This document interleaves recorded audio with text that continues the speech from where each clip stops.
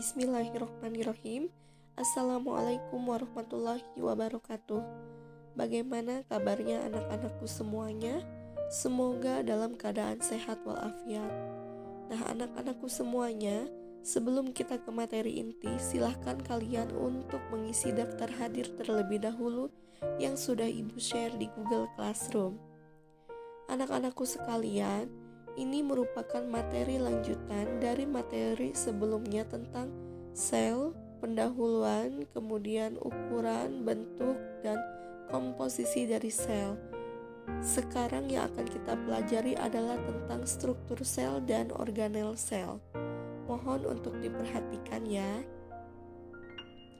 Baik, kita masuk ke struktur sel dan organel sel. Yang pertama, yang paling penting pada sel itu adalah membran sel atau biasa disebut dengan membran plasma. Nah, membran sel atau membran plasma ini merupakan lapisan tipis dengan ketebalan sekitar 8 nanometer yang membatasi isi sel dengan lingkungan di sekitarnya. Dia bersifat selektif permeabel atau semi permeabel karena hanya dapat dilewati oleh molekul dan senyawa tertentu lainnya. Maaf, bukan tetapi ion. Fungsi dari membran sel itu yang pertama mengontrol masuk dan keluarnya zat dari atau ke dalam sel. Yang kedua sebagai pelindung agar isi sel tidak keluar. Yang ketiga sebagai reseptor dari luar. Kemudian struktur sel dan organel sel yang paling penting yang kedua adalah nukleus atau inti sel. Pengertiannya bahwa inti sel atau nukleus itu merupakan organel terbesar yang berada di dalam sel. Nukleus itu berdiameter sekitar 10 nanometer atau mikrometer. Nukleus biasanya terletak di tengah sel dan berbentuk oval atau bulat. Adanya membran nukleus ini membran rangkap nukleus terdiri atas membran luar dan membran dalam. Membran luar ini berhubungan langsung dengan retikulum endoplasma dan akhirnya ke membran sel. Teman-teman bisa lihat semuanya di gambar bagian-bagian dari nukleus. Selanjutnya ada nukleoplasma. Ini merupakan matriks nukleus disebut nukleoplasma, jadi tersusun atas adanya air, protein, ion, enzim, dan asam inti. Nukleoplasma ini bersifat seperti gel. Di dalamnya itu terdapat benang-benang kromatin atau biasa disebut dengan benang penyerap warna. Pada proses mitosis atau pada proses pembelahan, benang kromatin itu tampak memendek dan disebut kromosom. Benang kromatin tersusun atas adanya protein dan juga DNA. Di dalam benang DNA inilah tersimpan informasi dari kehidupan. Kemudian selanjutnya ada istilah nukleolus atau biasa disebut dengan anak inti. Dia terbentuk pada saat terjadi proses transkripsi atau pada saat sintesis RNA di dalam nukleus. Fungsinya itu yang pertama, mengontrol sintesis protein dengan cara menyintesis mRNA sesuai dengan perintah DNA. Yang kedua, mengendalikan proses metabolisme.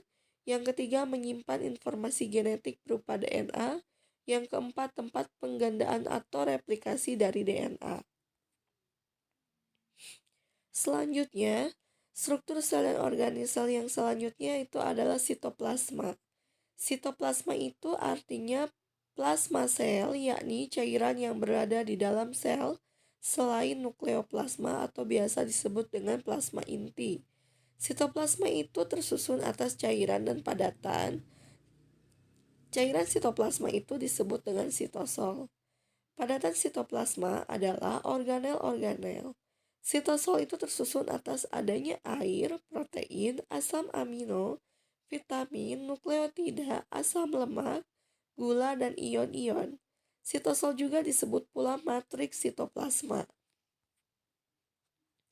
Fungsi dari sitoplasma itu yang pertama, tempat organel sel dan sitoskeleton. Yang kedua, memungkinkan terjadinya pergerakan organel sel oleh aliran sitoplasma. Yang ketiga, tempat terjadinya reaksi metabolisme sel. Yang keempat, untuk menyimpan molekul-molekul organik. Selanjutnya adalah ribosom. Teman-teman sambil perhatikan gambar di depan tentang ribosom. Bahwa ribosom itu tersusun atas RNA ribosom atau RNAR dan protein. Ribosom tidak memiliki membran. Menurut bentuknya, ribosom terdiri unit besar dan unit kecil yang masing-masing berbentuk bulat dan berdiameter sekitar 20 sampai dengan 22 nanomikron. Ribosom ada yang menempel pada membran RE, ada pula yang melayang-layang di dalam sitoplasma. Ribosom itu dapat dibedakan menjadi dua. Yang pertama ada ribosom bebas yang tersuspensi di dalam sitosol. Ribosom bebas menyintesis protein yang akan berfungsi di dalam sitosol, seperti contohnya adalah enzim metabolisme. Yang kedua, ada istilah ribosom terikat.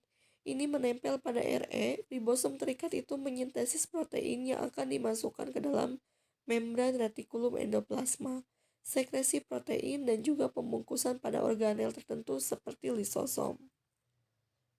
Kemudian selanjutnya ada retikulum endoplasma. Dia merupakan membran berbentuk labirin yang berhubungan dengan selubung inti sel. Dia tersusun oleh jaring tubula dan gelembung membran sisterna. RE itu dibedakan menjadi dua, yaitu ada retikulum endoplasma halus atau biasa disebut dengan tidak bergranula. Artinya, jika permukaannya tidak ditempeli oleh ribosom. RE halus itu berperan dalam proses sintesis lipid atau pada sintesis lemak, yaitu adanya fosfolipid dan sterol, metabolisme karbohidrat, dan menetralisir racun. Di dalam sel ovarium, testis, hati, dan otot banyak mengandung retikulum endoplasma halus. Yang kedua ada retikulum endoplasma kasar. Dia itu bergranula. Jika permukaannya ditempeli oleh ribosom, RE kasar berperan membentuk fosfolipid membrannya sendiri dan sintesis protein sekretori. Kemudian selanjutnya ada badan Golgi atau aparatus Golgi, terdiri atas tumpukan kantong, membran pipih, sisterna, dan vesikula-vesikula. Fungsinya itu yang pertama berperan dalam sekresi atau membentuk vesikula yang berisi enzim untuk sekresi. Yang kedua membuat makromolekul. Yang ketiga membentuk akrosom pada spermatozoa yang berisi enzim pemecah selubung sel telur. Yang keempat membentuk dinding sel pada tumbuhan. Selanjutnya ada istilah lisosom. Liso itu berupa pencernaan, sedangkan soma itu adalah tubuh. Dia itu merupakan membran berbentuk kantong kecil yang berisi enzim hidrolitik yang disebut dengan lisozim. Fungsinya berperan pada pencernaan intrasel. Yang kedua berperan pada proses fagositosis dengan cara dilakukan menelan dan mencerna partikel yang lebih kecil. Kemudian ada istilah autofag, autolisis, pompa, dan Tay-Sachs. Selanjutnya ada peroksisme. Dia itu merupakan organel yang menyerupai kantong yang berbentuk bulat, mengandung butiran kristal dan diselubungi oleh membran tunggal. Dia terbentuk dan tumbuh melalui penggabungan protein dan lipid di dalam sitosol, kemudian membelah untuk memperbanyak diri. Dia mengandung enzim oksidase dan enzim katalase. Fungsinya sebagai penghasil enzim oksidase dan katalase, memecah enzim asam lemak, kemudian menetralisir racun alkohol dan senyawa berbahaya lainnya. Merupakan fungsi dari peroksisom. Selanjutnya adalah glioksisom. Ini sejenis peroksisom yang ditemukan pada jaringan penyimpangan lemak dari biji tumbuhan. Fungsinya itu menghasilkan enzim yang dapat mengubah asam lemak menjadi gula. Kemudian selanjutnya ada mitokondria. Ini merupakan organel berbentuk silinder dengan panjang 1 sampai dengan 10 nanomikrometer dan diselubungi oleh dua membran. Selanjutnya ada plastida. Ini merupakan organel penyimpanan materi yang diselubungi oleh membran ganda. Selanjutnya ada vakuola. Ini merupakan organel berbentuk vesikula besar yang berisi cairan dan diselubungi oleh membran tunggal. Vakuola yang terdapat pada organisme bersel satu ini dibedakan menjadi dua. Ada istilah vakuola makanan, yang kedua ada vakuola kontraktil. Fungsi vakuola pada tumbuhan, yang pertama menyimpan gas, yang kedua menyimpan pigmen daun, buah, dan juga bunga, kemudian menyimpan senyawa beracun, menyerap air, kemudian tempat pembangunan akumulasi produk, sampingan hasil metabolisme yang berbahaya. Baik, ternyata pembahasan dari struktur sel dan organel sel cukup sampai dengan vakuola. Masih ada lanjutannya ya, stay tune semuanya. Ya, bismillahirrohmanirrohim. Ini merupakan materi lanjutan yang sebelumnya Ibu pernah bahas ke kalian. Jadi di materi lanjutan ini yang akan kita pelajari itu adalah tentang sentrosom dan juga sentriol. Nah, definisinya, mereka itu merupakan organel tempat tumbuhnya mikrotubula yang terletak di dekat nukleus. Di dalamnya itu terdapat sepasang sentriol, namun pada tumbuhan tidak memiliki sentriol.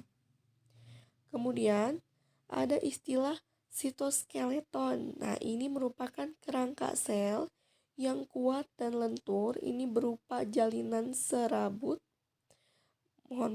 Ini berupa jaringan serabut yang tersebar di seluruh sitoplasma. Ini fungsinya yang pertama, menyokong dan mempertahankan bentuk dari sel. Yang kedua, tempat tertambatnya beberapa organel sel. Berdasarkan ukurannya, ada mikrotubula, ada filamen intermediate, dan juga ada filamen aktin. Oke, kita lanjut lagi.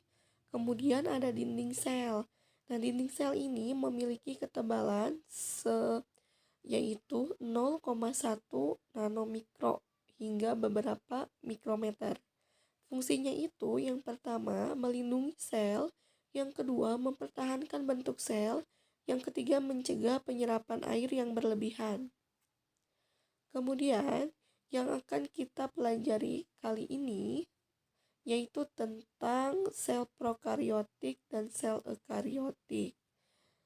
Ya, pembahasannya, sel prokariotik itu merupakan sel yang belum memiliki nukleus atau tidak memiliki membran inti yang memisahkan materi genetik di inti sel dengan bagian sel lainnya dan memiliki DNA sirkuler. Sedangkan sel eukariotik dia itu adalah sel yang memiliki nukleus yang sebenarnya atau materi genetik atau DNA yang dibungkus dalam membran inti. Perbedaan sel hewan dengan sel tumbuhan. Nah, teman-teman bisa lihat di sini bahwa bagian dan organel sel, misalkan yang pertama adanya dinding sel. Pada sel hewan, dia itu tidak memiliki dinding sel, sedangkan pada sel tumbuhan memiliki dinding sel dan bersifat kaku. Berdasarkan dari segi vakuolanya, kalau sel hewan dia berukuran kecil, tetapi sel tumbuhan dia berukuran besar. Kemudian, berdasarkan plastidanya, kalau sel hewan itu tidak memiliki plastida. Sedangkan pada sel tumbuhan dia memiliki plastida. Tepatnya pada siapa saja gitu ya. Tepatnya itu pada leukoplas, kromoplas, dan juga kloroplas. Kemudian berdasarkan sentriol di dalam sentrosom, kalau sel hewan itu ada, sedangkan pada sel tumbuhan itu tidak ada. Itu perbedaannya ya teman-teman semuanya. Kemudian selanjutnya ada mekanisme transport melalui membran plasma. Tujuannya itu untuk apa? Di sini tujuannya adalah memasukkan gula, asam amino, nutrien lain yang diperlukan sel. Yang kedua, memasukkan oksigen dan mengeluarkan karbon dioksida pada saat respirasi sel. Kemudian yang ketiga, mengatur konsentrasi ion anorganik di dalam sel. Yang keempat, membuang sisa-sisa metabolisme yang bersifat racun. Yang kelima, menjaga kestabilan pH. Yang keenam, menjaga konsentrasi suatu zat untuk mendukung kerja dari suatu enzim. Mekanisme transport melalui membran plasma itu dibedakan menjadi beberapa. Yang pertama ada istilahnya transport pasif, yang kedua ada transport aktif. Kemudian reproduksi sel, teman-teman bisa lihat semuanya bahwa yang namanya sel itu mengalami yang namanya pembelahan sel. Dari pembelahan sel itu dibagi-bagi lagi, ada yang namanya amitosis, meiosis, mitosis gitu ya. Kalau meiosis itu dibedakan menjadi dua tahapannya. Ada meiosis 1, ada meiosis 2. Kalau amitosis sama mitosis itu cuma satu tahapan.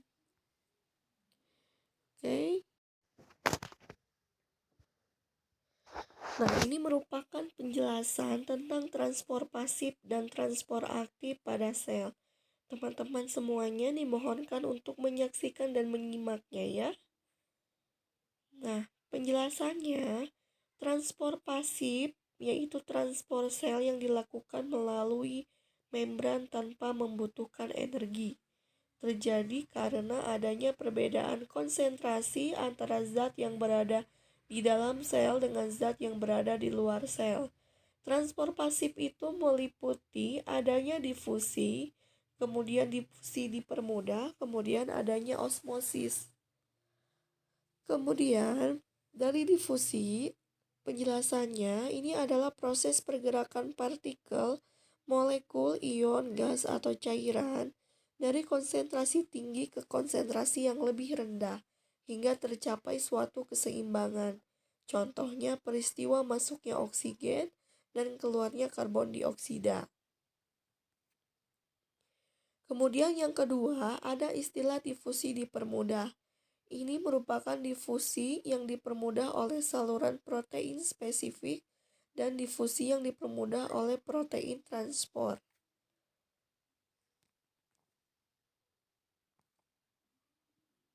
Kemudian selanjutnya ada difusi yang dipermudah oleh saluran protein.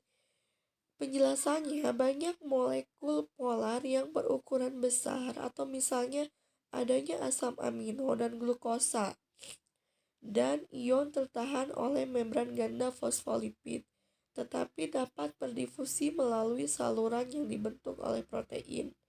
Protein yang biasanya membentuk saluran adalah protein integral.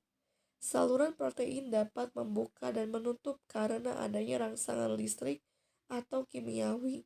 Contohnya itu saat molekul neurotransmitter dapat membuka saluran protein pada membran sel saraf sehingga natrium bisa masuk ke dalam sel. Kemudian, ada difusi yang dipermudah oleh protein transport. Protein transport dia itu memiliki sifat seperti enzim, yaitu bersifat spesifik terhadap zat dan tempat peningkatan molekul yang diangkutnya. Protein transport itu dapat berubah bentuk saat mengikat dan melepas molekul yang dibawanya. Protein transport pada membran memudahkan difusi molekul yang dibawanya. Yang ketiga ada istilah osmosis. Jadi osmosis ini merupakan difusi air melalui membran selektif permeabel yang arahnya ditentukan oleh perbedaan konsentrasi zat terlarut total, bukan banyaknya jenis zat terlarut. Adapun larutan hipotonik memiliki konsentrasi zat terlarut lebih rendah, sedangkan larutan hipertonik dia itu memiliki konsentrasi zat terlarut lebih tinggi, dan larutan isotonik memiliki konsentrasi zat terlarut yang sama. Suatu larutan memiliki potensial osmosis atau tekanan osmosis dalam larutan. Alat untuk mengukur tekanan osmosis itu disebut dengan osmometer. Kemudian, osmosis dapat menjaga keseimbangan konsentrasi larutan di dalam sel dengan konsentrasi larutan di luar suatu organisme. Ya, kemudian selanjutnya osmosis itu dibedakan menjadi dua tahapan. Ada osmosis pada sel berdinding, Kemudian ada osmosis pada sel tidak berdinding.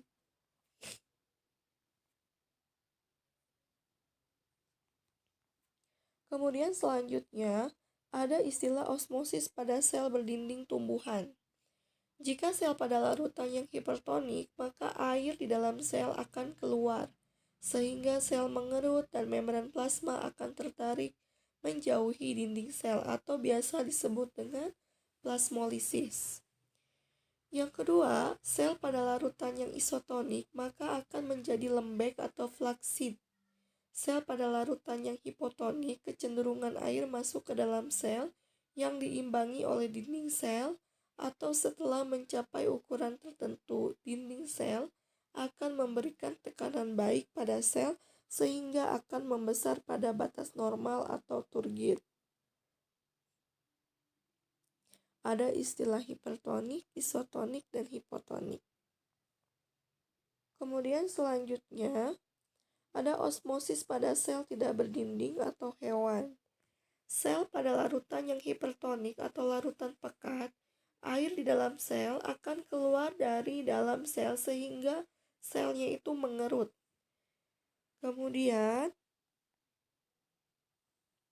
sel pada larutan yang isotonik, volume hewan akan stabil atau normal. Kemudian ada sel pada larutan yang hipotonik, air dari luar sel yang mengakibatkan sel membengkak bahkan pecah atau lisis. Sedangkan organisme bersel satu memiliki adaptasi khusus pada lingkungan yang hipertonik maupun hipotonik dengan osmoregulator. Contohnya itu adalah Paramecium sp yang memiliki membran sel yang kurang permeabel terhadap air dan vakuola kontraktil untuk memompa air sebagai osmoregulator. Kemudian selanjutnya ada transport aktif, yaitu transport sel yang dilakukan melalui membran yang melawan gradien konsentrasi atau dari konsentrasi rendah ke konsentrasi yang lebih tinggi, sehingga membutuhkan energi. Energi yang diperlukannya itu adalah berupa ATP, yaitu adenosin trifosfat. Transfer aktif meliputi yang pertama ada pompa ion, yang kedua ada kontransport, yang ketiga ada eksositosis dan endositosis. Yang pertama penjelasannya tentang pompa ion. Pompa ion adalah transport ion melalui membran dengan cara melakukan pertukaran ion dari dalam sel dengan ion di luar sel. Transport dilakukan oleh protein transport yang tertanam pada membran plasma menggunakan sumber energi berupa ATP. Adenosin trifosfat dapat mentransfer gugus fosfat terminalnya ke protein transport sehingga terjadi perubahan konformasi pada protein transport. Perubahan konformasi tersebut membuat ion dapat diikat atau dilepaskan. Kemudian yang kedua ada kontransport. Ini adalah transfer aktif dari zat tertentu yang dapat menginisiasi transfer zat terlarut lainnya. Kontransport itu dilakukan oleh dua protein transport dengan energi berupa ATP. Contoh kontransport itu yaitu adanya pompa proton yang menggerakkan transport sukrosa pada sel tumbuhan. Nah, ada istilah endositosis dan eksositosis. Endositosis ini merupakan proses menerima nutrisi. Hasilnya itu adalah membawa molekul masuk ke dalam sel. Akibatnya itu membuat vesikel dan fungsinya itu sebagai reseptor sinyal. Kalau eksositosis, dia itu prosesnya itu melepas enzim, hormon, protein, dan glukosa. Hasilnya itu molekul terusir dari sel, akibatnya membuat vesikel rusak, kemudian fungsi mengeluarkan sampah di dalam tubuh.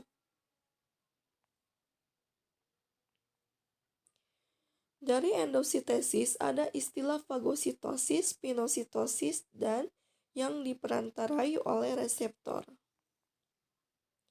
Seperti ini teman-teman semuanya ya, anak-anakku sekalian, merupakan gambar dari endositosis.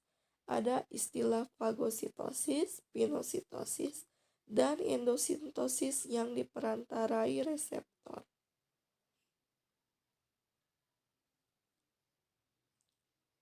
Ya. Kemudian selanjutnya, ya, sampai sini pembahasan kita mengenai sel. Mudah-mudahan dapat dipahami dan dimengerti. Apabila ada yang mau ditanyakan, silakan.